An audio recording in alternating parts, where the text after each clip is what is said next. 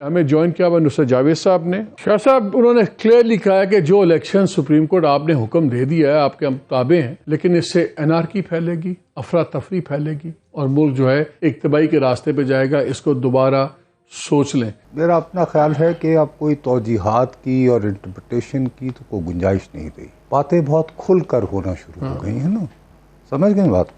इन्होंने झांसा दिया, लोगों को इस मगालते में रखा कि जी शायद इन्होंने ये जो इजलास बुलाया है मुश्तरका पार्लिमान का मकसद इसका बैन करने के लिए है। वो एक डिसेप्शन प्लान था। बेसिकली ये है, मालिक आप इस बात को भी रूल आउट न करो कि बजाय इंतखाबात से मुतल्लिक कोई करारदाद मंजूर करवाने के आप एक बाकायदा मतन तैयार करें।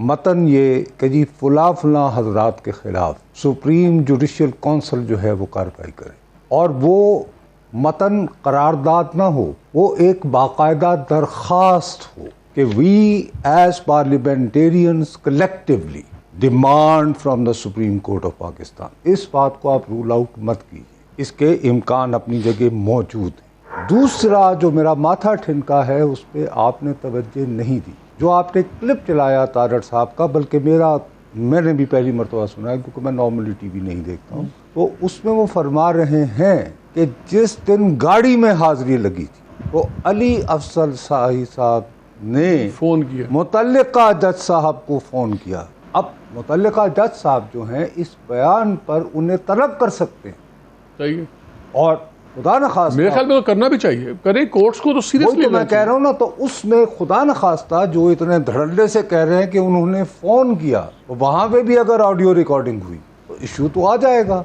मेरा अपना ये ख्याल है कि ये अब दबाव बढ़ा रहे हैं अदलिया के ख़िलाफ़। वो गलत है या सही इस बहस में नहीं उलझते। इक़्तिदार की जंग है, तख्त या तख्ता वाली जंग, और ये कुछ उस तरह का माहौल है जैसे मैंने और आपने सज्जाद अली शाह साहब के ज़माने में देखा था। लेकिन उस वक्त ये लोग इसलिए कामयाब हुए कि ताज़ा मैंडेट के साथ, हैवी मैंडेट के साथ हुकूमत आई थी। तो उन्होंने जनाब पहले फारूक लगारी साहब का भी इस्तीफ़ा ले लिया। अच्छा जी, वो डिजिटली कनेक्टेड दुनिया भी नहीं थी, टेलीविजन नहीं थे। यार ये है कि मिसाल के तौर पर ये जो आपने बड़े एहतमाम से आज का पार्लिमान की बालादस्ती साबित करने को इजलास बुलाया था, ये 1.25 घंटे ताख़ीर से शुरू, यानी इतनी तो आपका है। फर्ज करो कि फुल स्ट्रेंथ भी होती, तो जब भी बहरहाल आपके मुल्क की सबसे बड़ी अपोजिशन जमात उसमें मौजूद नहीं है, वो मौजूद होती, आप अपनी चाहे 2 वोटों की अक्सरियत से अपनी बात जो है मंजूर करवा लेते, करारदाद हो या दरख्वास्त हो, जो भी आपके जहन में है। मौजूदा हालात में तो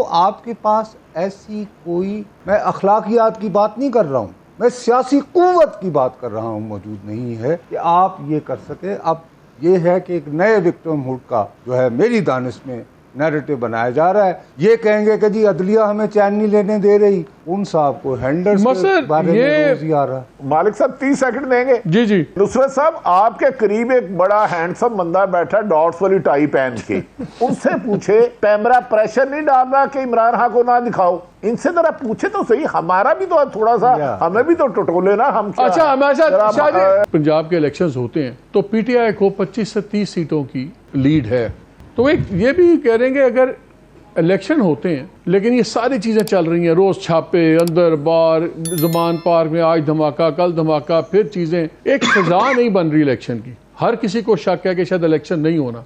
एक थ्योरी ये है रूलिंग पार्टी की कि अगर इसी फिजा में यही फिजा बनाई रखें और हम इलेक्शन में चले जाएं, 30 को इलेक्शन हो जाए और ये फिजा ना बने इलेक्शन की, तो ये जो 25-30 की लीड है इसको हम मैनेज कर सकते हैं। क्या ये स्ट्रेटेजी काम कर सकती है? यार ये थ्योरी मैंने भी सुन रखी है, लेकिन ये दूर की कहानी है। लेकिन 25-30 की लीड समझते हैं कि हमारा तो ख्याल है ज्यादा है। नहीं, देखिए सूबाई असेंबली जो है ना यार, मैं उस मामले में उलझना नहीं चाहता, अभी हम जिस रास्ते गए नहीं, लेकिन सूबाई असेंबलियों का जो इलेक्शन होता है ना, वो चूँकि निस्बतन छोटे हल्के होते हैं ना, तो वहाँ पे इलेक्टेबल्स का रोल थोड़ा सा रेलेवेंट रहता है, जबकि नेशनल असेंबली में तो फिजा देख के उस तरफ चलते हैं ना जहाँ की फिजा चल रही है। आप अर्ज कर रहा हूँ ना, लेकिन उसमें फिर ये होता है कि दड़े बंदियाँ ये वो इधर उधर सूबाई असेंबली में थोड़ा सा वर्केबल हैं, वो एक बिल्कुल हम अपना वक्त ज़ाया करेंगे। हो सकता है कि ये सरप्राइज के तौर पर इतने वसी पैमाने पर पकड़ दकड़ करें और सारी बेबसी नजर आए कि लोग ये समझे, क्योंकि हमारे यहाँ लोगों का ये रुझान भी होता कि यार अपना वोट ज़ाया नहीं करना, इन्होंने आन नहीं देना, आ ना ले आने, तो यार फिर मालिक ਨੂੰ ही जिता दो, ठीक है ना। तो मैं यहाँ बात ख़त्म कर देता हूँ। लेकिन जिस बात पे हमें रहना चाहिए, अली साहब बिल्कुल दुरुस्त फरमा रहे हैं आइन की बालादस्ती और बालातरी, लेकिन इस बेबस, इस बेचारे मस्कीन आइन में एक आर्टिकल 6 भी है ना, उसके होते हुए क्या ज़ियाउल हक साहब तशरीफ नहीं लाए? उनके आने को कंडोन किसने किया? सुप्रीम कोर्ट नहीं किया। बात आजाद जो है वो जनरल मुशर्रफ साहब तशरीफ लाए। लेकिन शाह जी आप कहते हैं जमाना बदल मेरी गया, बात तो अब सुने वो ना, सुप्रीम कोर्ट अब नहीं रही। जमाना अगर बदल गया है तो आप जब भी बात करनी होती है आपने, तो मुझे और आपको एकदम से पैमरा भी याद आता है और तौहीन अदालत के भी आते हैं। लेकिन मालिक, आज मैं आपसे आंखों में आंखें डालकर एक सवाल करता हूँ, एक सियासतदान के खिलाफ फर्ज करो ऐसी को ऑडियो आई हो, क्या मैं और आप टाई लगा के, जो भट्टी साहब कहते हैं, आप भी और मैं यूं सीना फुला कर नहीं कहूंगा, भाई साहब अपने आप को पहले क्लियर करें, आप पे बहुत संगीन इल्जाम लगा है, जमाना बदल गया है बकौल आपके। तो फिर भाई, अगर सर्विंग जजेस के बारे में पार्लियामान में खड़ा होकर और उससे पहले ऑडियो की एक न्यूज़ के जरिए, मैं कहता हूं जी कदम बेबुनियाद, तो जल्द अज जल्द उसको निपटाएं। और जिन्होंने ये बेहुदा इल्जामात अगर वो गलत साबित होते हैं तो आप उसका आर्गुमेंट नहीं है राना सनाउल्लाह की बात का, फायज ईसा को तो उसकी बीवी समेत जो है रगेदा जाए, और यहाँ पे कहा जाए कि हम सब्र और दरगुजर से, अगर जमाना बदल गया तो बाबू ये नहीं होगा। अच्छा, एक बड़ी डेवलपमेंट है जिसका मैं आप सबसे सवाल करना चाहता हूँ। शाह जी, कल CPNE के लोग भी मिले, कल या परसों इमरान खान साहब से, जिसपे उन्होंने गए थे, मजहर भी गए थे, हाँ, जिसपे उन्होंने कहा कि बकौल उनकी, उन्होंने कहा कि मैं ऑल पार्टीज कॉन्फ्रेंस में भी बैठने पर तैयार हूँ। हम PTI का कहा खुद जाती तौर पे आते हैं कि वी डोंट नो कि हम एज लॉन्ग उस पर सिर्फ इलेक्शन की बातें हो, सब कुछ हो। अब इसको एक उनकी तरफ से कंसेशन देखा जाएगा कि चले कुछ सेंस हो रही है कि रूलिंग पार्टी कहेगी अब कमजोर पड़ गया और दबाओ, ये साइन ऑफ वीकनेस देखी जाएगी कि एक जेन्युइन ऑफर समझा जाएगा कि चलो हो सकता है मामला हल। भाई अगर बात कल तक ही महदूद रहती तो पॉजिटिव सिग्नल था कि जी फ्लेक्सिबिलिटी शो कर रहे हैं। अभी जो आपने क्लिप चलाई है, अगर इमरान खान साहब कहते हैं और उसमें अच्छा, और कल जो उनकी जो मीटिंग हुई है इन लोगों से, उसमें ये खुल के कहते रहे हैं कि जो भी करवा रहा है वो एक शख्स करवा रहा है। तो मुज़ाकरात मैं और आप मिलके अगर शहबाज शरीफ यानी इमरान खान साहब के पाँव पड़ के कहें कि चलें जी चोर और लुटेरा सही लेकिन वजीर आजम में बैठ तो जाएं उनके साथ, खुदा के लिए हल, तो ये नॉन स्टार्टर है आपके नजदीक?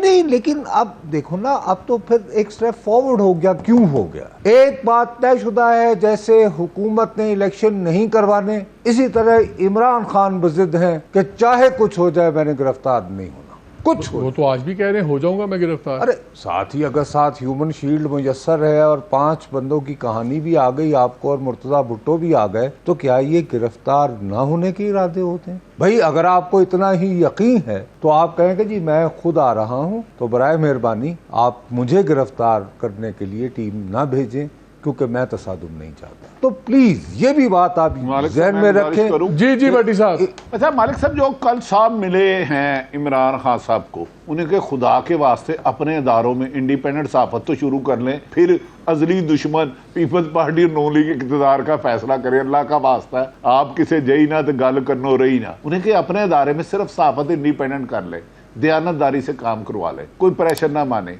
यार एक सीधी सी बात है, मैं तो साफ लफ्ज़ों में कह रहा हूँ, भट्टी साहब भी मेरे साथ इत्तेफाक कर रहे हैं कम अज़ कम इस मौजू पे, मुझे ये हुकूमत जो है ये इलेक्शन करवाती नज़र नहीं आ रही।